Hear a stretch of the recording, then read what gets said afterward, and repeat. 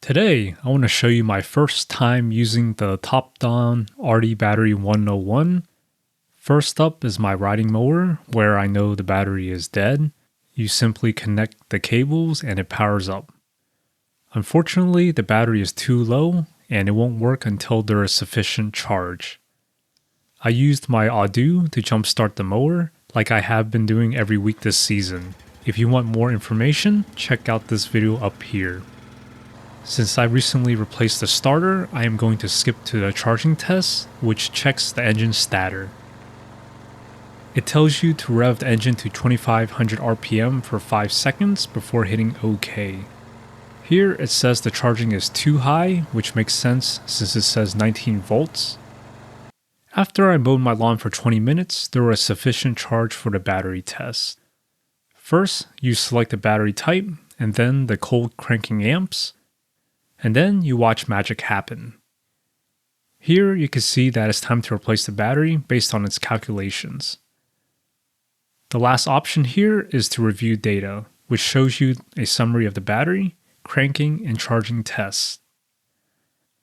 Next up is my Evo. I hooked up the device and got the opposite error of the voltage being too high. This is because I have a trickle charger connected since I rarely drive the car. I turned on the headlights for a few minutes to drain some of the excess charge and proceeded with the battery test. Since the battery on this car is several years old, I am not surprised that it also failed the test. To my knowledge, the starter on this car has never been replaced, so I'm going to do the cranking test. Sorry for the shaky footage, there is a lot of vibration in the engine bay. The result came back as normal, so that's good.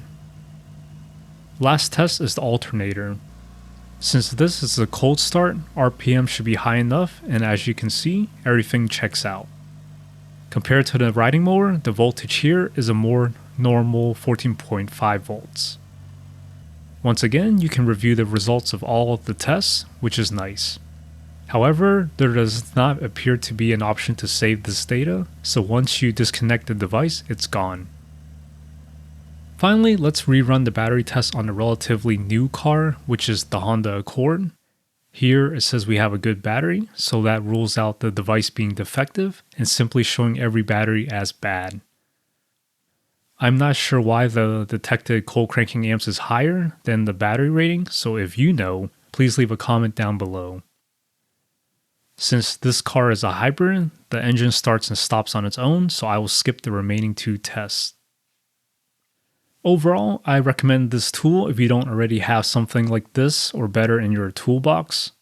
I consider it very handy since many friends and family often ask me if their battery, starter, or alternator is bad. For pros, I like how this device is simple to use and straightforward.